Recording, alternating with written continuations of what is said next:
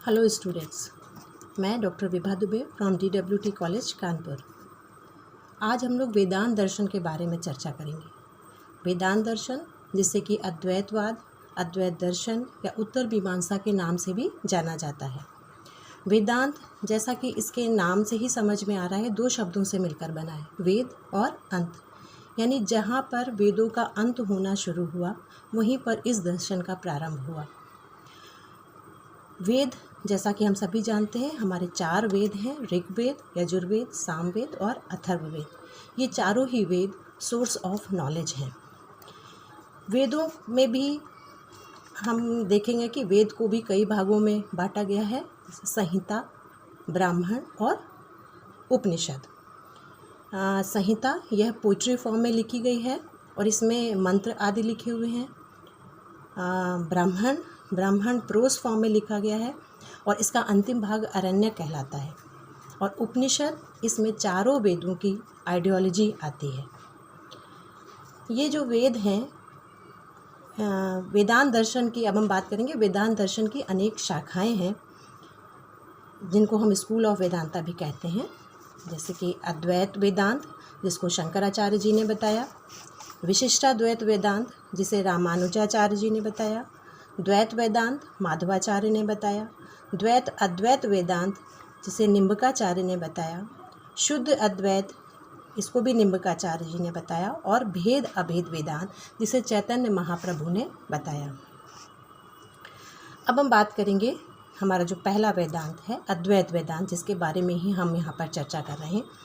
इसको शंकराचार्य जी ने इसका प्रतिपादन किया था। उनका जन्म केरल में एक नंबूदारी ब्राह्मण परिवार में 688 ईस्वी में हुआ था। धर्म का बारे में, इनका जन्म ऐसे समय पर हुआ था जबकि बौद्ध धर्म अपने चरम पर था, अपने विकास पर था, और जो हिंदू धर्म है वो अपने डिक्लाइन अवस्था में था। ये बचपन से ही बहुत ही प्रखर बुद्धि के बालक थे और आत्मा, मन, बुद्धि, परमात्मा जैसे गूढ़ विषयों का चिंतन करने में इनका मन लगा करता था। इन्होंने 8 वर्ष की अल्प आयु में ही संन्यास ले लिया था।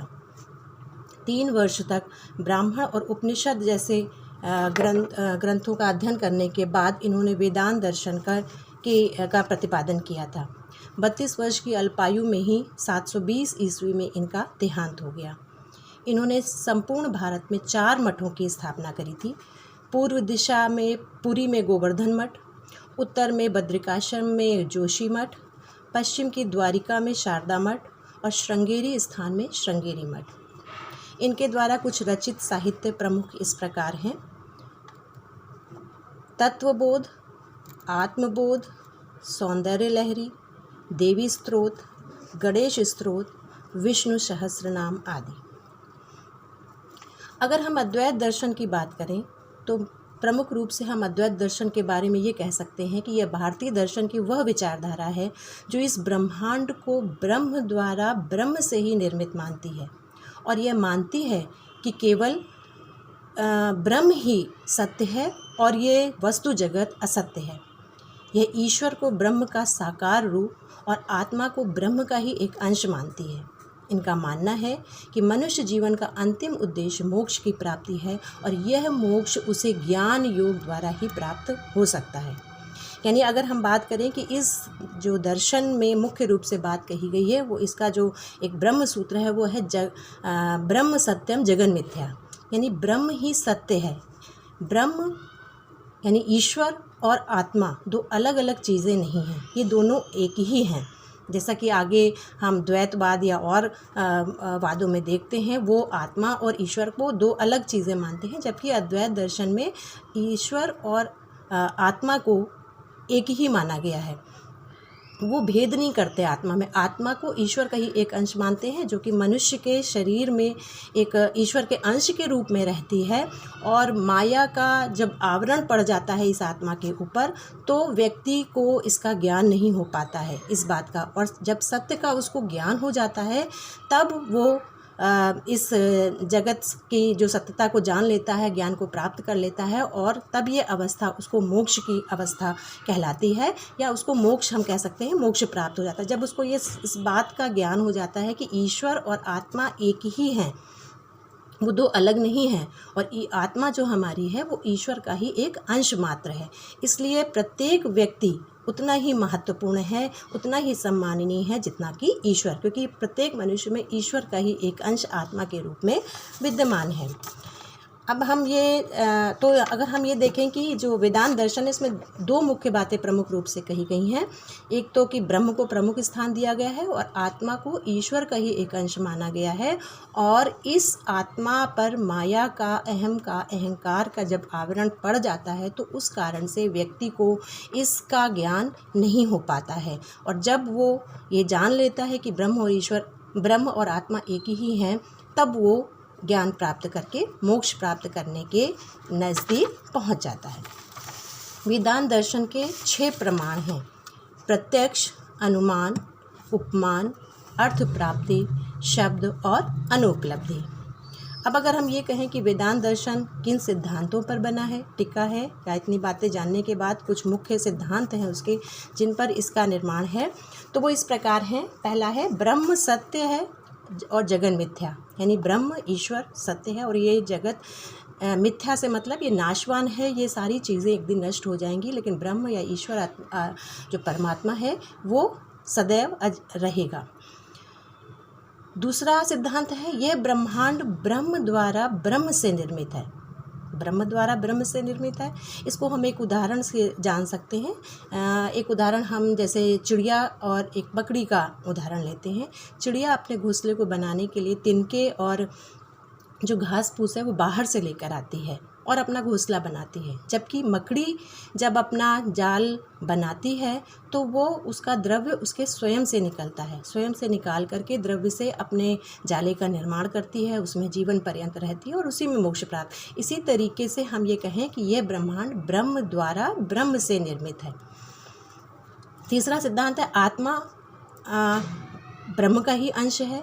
ये अगर जब इस बात का ज्ञान हो जाता है व्यक्ति को, तब वो इस जगत की जो माया मोह है उससे उसका मोह जो है वो भंग हो जाता है, इस जगत से मोह भंग हो जाता है। आत्मा ईश्वर का ही एक अंश मात्र है, अंत में जाकर आत्मा को परमात्मा में ही मिल जाना है।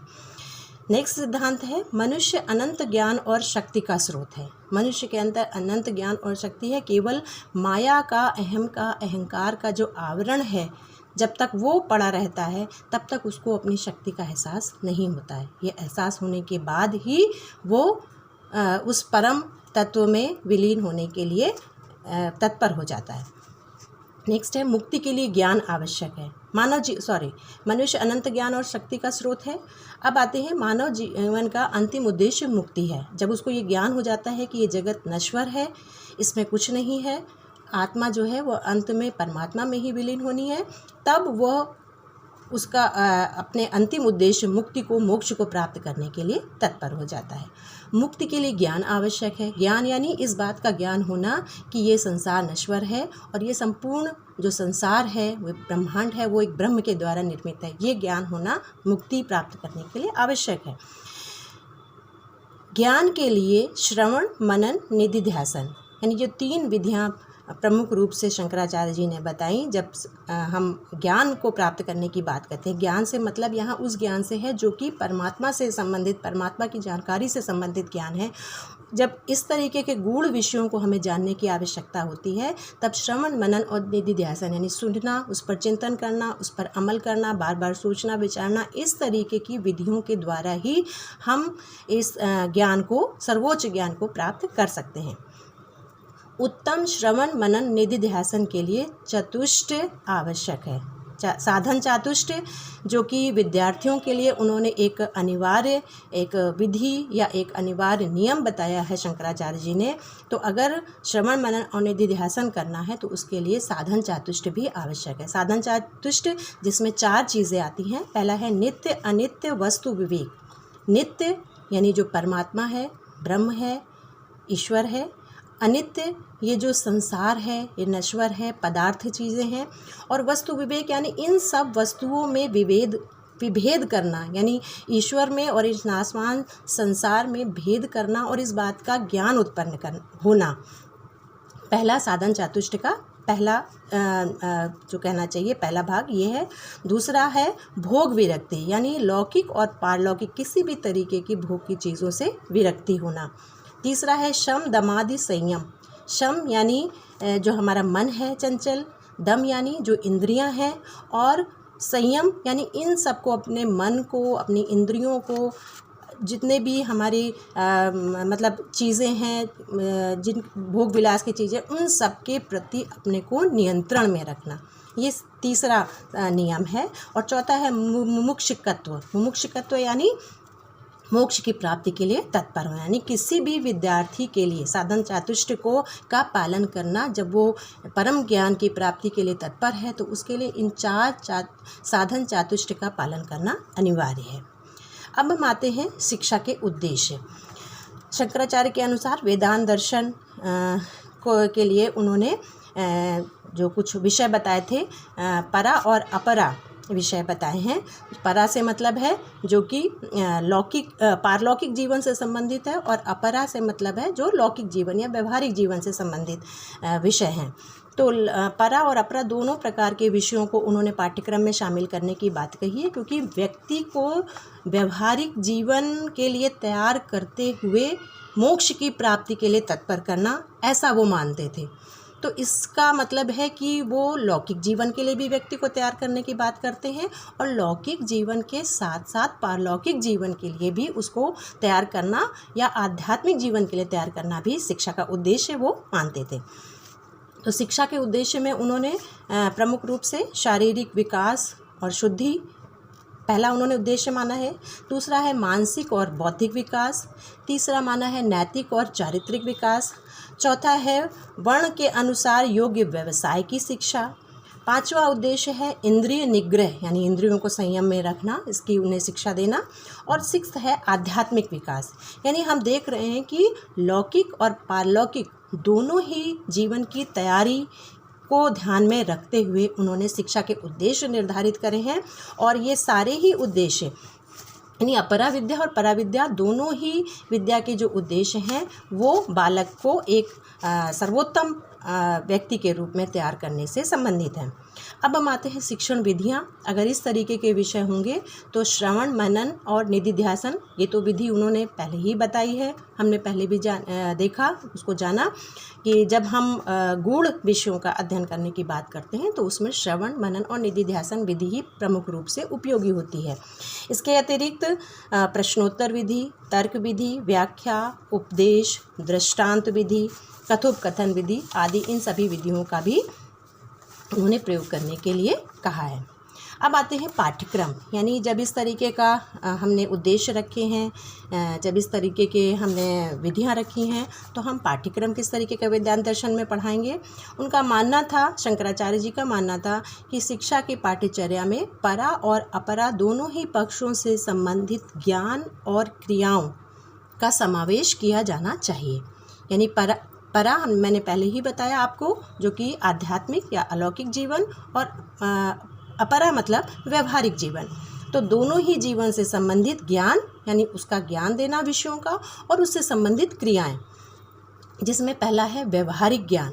पहला जो उन्होंने रखा है पाठ्यक्रम में व्यवहारिक ज्ञान। व्यवहारिक ज्ञान में उन्होंने कहा कि भाषा, चिकित्सा शास्त्र, गणित है, वर्णक्रम है, इस तरीके के विषयों को हम रख सकते हैं।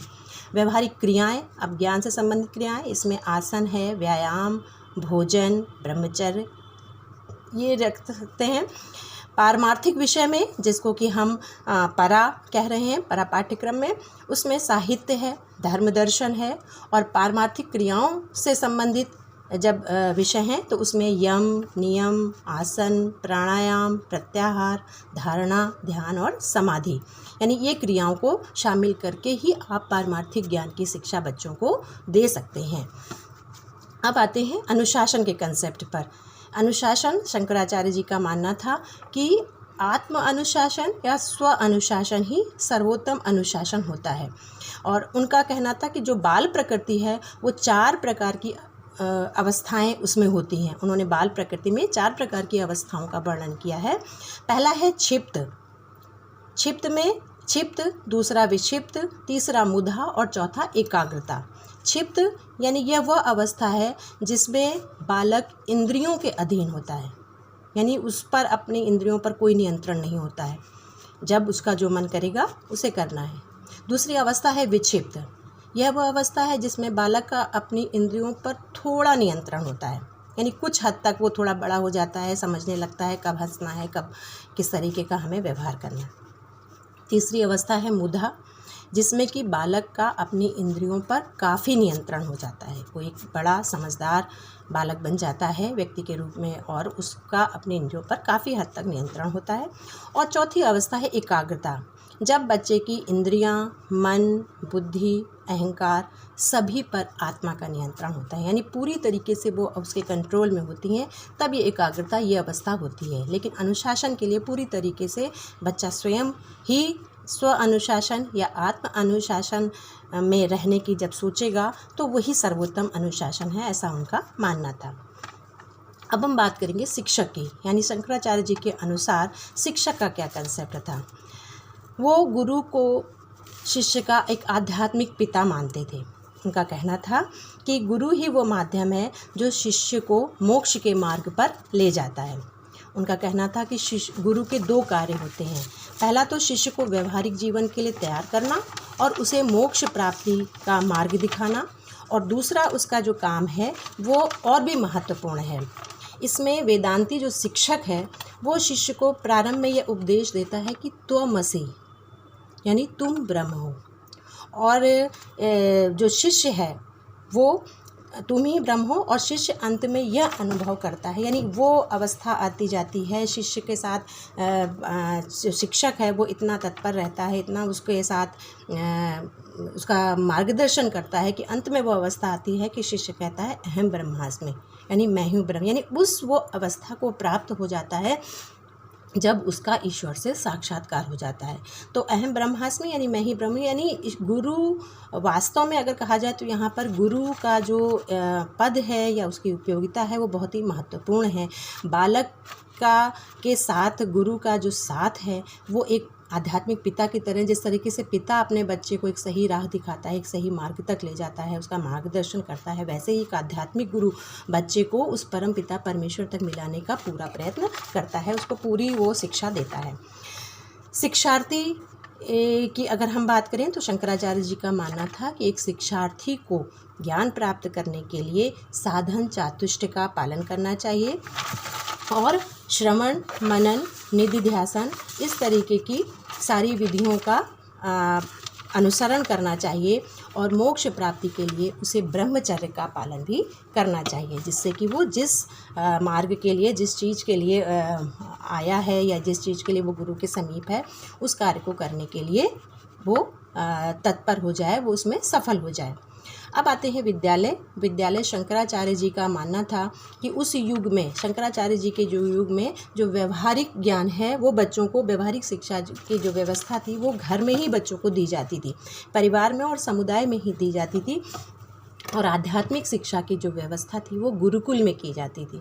तो शंकराचार्य जी का मानना था कि ये जो विद्यालय हैं, ये जो गुरुकुल हैं, वो जन कोलाहल से दूर, एकांत में, जंगल में, अरण्यक में जन कोलाहल से दूर स्थित होने चाहिए, जहाँ की बालक अपनी पूरी एकाग्रता के साथ अपने जो अध्ययन का कार्य है वो कर सके। तो इस तरीके से अगर हम देखें तो वेदांत दर्शन मुख्य रूप से ब्रह्म और ब्रह्म की बात करता है, इस संसार को ब्रह्म द्वारा निर्मित मानता है और आत्मा को ईश्वर का ही एक अंश मानता है, और आत्मा जो है वो ईश्वर से अलग नहीं है ऐसा मानता है। और जो व्यक्ति है, जो बालक है, उसको इस प्रकार से हमें शिक्षित करते हुए विकसित करना चाहिए, एक मनुष्य के रूप में बनाना चाहिए कि वो इस व्यवहारिक जो जीवन है, इस जो अपना जो सामाजिक जीवन है, इसको बिताते हुए, तत्परतापूर्वक बिताते हुए मोक्ष प्राप्ति के लिए, आध्यात्मिक जीवन के लिए पूरी तरीके से तैयार हो सके। यानी शंकराचार्य जी ने अपने इस दर्शन में, वेदांत दर्शन में जिसको उन्होंने दिया, उन्होंने मुख्य रूप से हिंदू धर्म की जो अच्छाइयाँ हैं, जो हमारे सनातन धर्म की अच्छाइयाँ हैं, उनको बताने की चेष्टा करी है। उन्होंने किसी अन्य धर्म की बुराई नहीं करी है, उसकी उन्होंने अवहेलना नहीं करी, बल्कि लोगों को हिंदू धर्म क्यों अपनाना चाहिए इसके लिए उन्होंने प्रेरित किया है। क्योंकि उनका जन्म ऐसे समय पे हुआ था जबकि बौद्ध धर्म अपने चरम पर था और सनातन धर्म का जो कहना चाहिए निरंतर जो डिक्लाइन है वो हो रहा था। तो उन्होंने इस बात का प्रयास किया कि लोग सनातन धर्म की अच्छाइयों को जानें और इसको जानने के लिए प्रेरित हों। तो इस प्रकार अगर हम देखें तो शंकराचार्य जी का अद्वैत दर्शन सभी धर्म और दर्शनों का मूल है। यह मानव को अपने इष्ट ब्रह्म से एकात्म भाव का ज्ञान कराकर आत्मिक शांति प्रदान करता है। आज के भौतिकवादी युग में इस धर्म की, इस दर्शन की और भी अधिक आवश्यकता बढ़ जाती है, क्योंकि आज जो है वो मनुष्य ईश्वर से साक्षात्कार करना, ईश्वर के पास बैठना, इससे बहुत दूर होता जा रहा है। Thank you.